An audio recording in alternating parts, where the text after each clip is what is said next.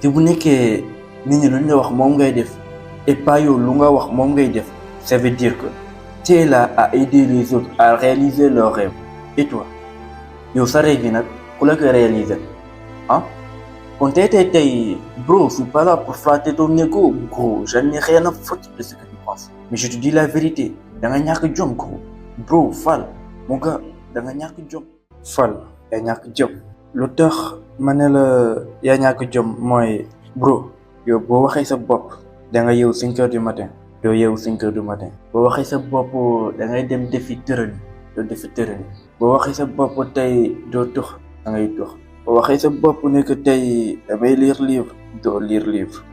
et pourtant bu nekkee dañ la engagé nga liggéey ci benn entreprise wala am ku la jël liggéey, bu la waxee nga ñëw 4 heures du matin 3 heures du matin ngay yeewu sa patron bu la menacé suba ne la boo bàyyil tux da lay virer nga bàyyi tux. kon yow daal si je comprends bien lépp lu nga wax sa bopp doo ko def, waaye nit bu la waxee dara nga def ko.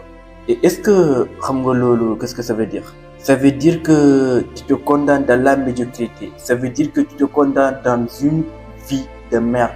car te bu nekkee nit ñi luñ la wax moom ngay def et pas yow lu nga wax moom ngay def, ça veut dire que tu es là à aider les autres à réaliser leurs rêves.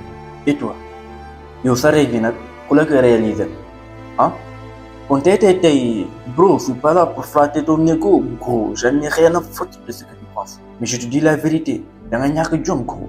Bro Fall mon gars, da nga ñàkk jom. Wallah c'est la vie de ma mère, da nga ñàkk jom.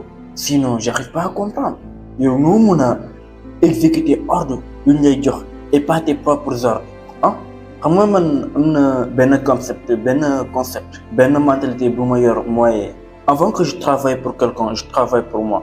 Avant de faire quelque chose pour quelqu'un, je fais quelque chose pour moi. Et c'est la raison pour laquelle je me bouge le huc à 3 heures, 4 heures du mat. Car pendant ces heures-là, tout le monde dort. Et pendant que tout le monde dort, j'ai le temps de travailler sur moi. J'ai le temps de travailler sur mes projets. J'ai le temps de m'entraîner. J'ai le temps de faire beaucoup de choses. Tu vois? Donc c'est simple. Si tu exécutes les ordres qu'on te donne et pas tes propres ordres, mon gars, je te le dis direct, danga ñàkk jom. T'es un motherfucker bro, voilà. C'est pas là pour flatter ton ego. Non, je suis pas là pour ça mon gars. Je suis là pour te dire les putains de vérités. Ouais.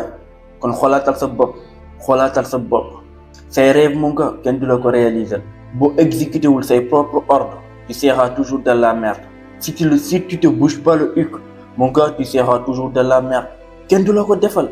Tey nit bu ngay gis mu am ay entreprise, tey nit ku ngay gis muy diriger ay nit koo xamante ne que il a exécuté ses propres ordres. Ouais. Car c'est en exécutant ses propres ordres, car c'est en travaillant sur soi, car c'est en investissant sur soi qu'on peut créer des entreprises, qu'on peut bâtir des choses et qu'on peut diriger des gens. Tu vois? On dit que la vie c'est une question de choix. Là c'est une question de choix là. Tu choisis quoi mon gars? Tu choisis celui qui donne les ordres ou celui qui exécute les ordres? Question de choix là, yow yaay tànn loo bëgg a doon. Da nga bëgg a doon PDG wala da nga bëgg a doon employé? Tout dépend de tes putains de choix mon gars. Lépp si yow la dépendre. Si tu veux devenir PDG, mon gars, commence par exécuter tes propres ordres. Avant nga liggéeyal keneen, liggéeyal sa bopp. Avant de faire quelque chose pour les autres, fais-le pour toi. Et c'est la raison pour laquelle on dit de se bouger le huc à 3h, 4h. Car quand tu te réveilles à 3h du matin ou à 4h du matin, mon gars, tu as le temps. Tu as le temps de travailler sur toi. Tu as le temps de développer des compétences. Tu as le temps de faire beaucoup de choses. Imagine, moi, au 3h du matin, à 7h du matin, à sa heure de liggéey jot, mon gars, tu as combien? 3h, 4h, 5h, 6h, tu as 4 heures de temps. Yo xamante ne que chaque jour, mon gars, beaucoup investir si ça bopp, les choses que tu pourras accomplir dans l'avenir est inestimable. Tu vois? Donc, je te le dis, mon gars. Si tu veux être demain, celui qui donne les ordres, commence par exécuter tes propres ordres aujourd'hui. C'est tout, mon gars. C'est tout. Le choix que tu fais aujourd'hui définit ton demain. Tu vois? Je le répète, la vie, c'est une question de choix. Yaa xam looy tànn.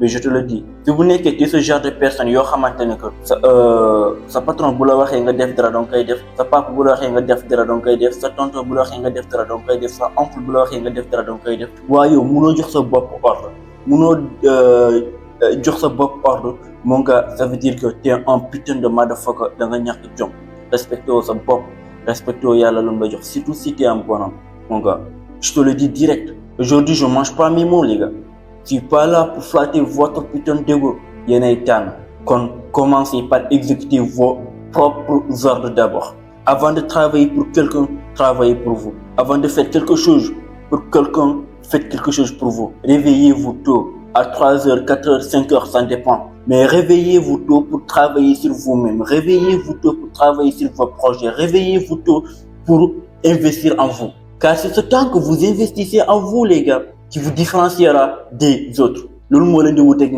Et c'est ça qui fera que demain, vous allez devenir quelqu'un dans la société. Peace, ma gueule.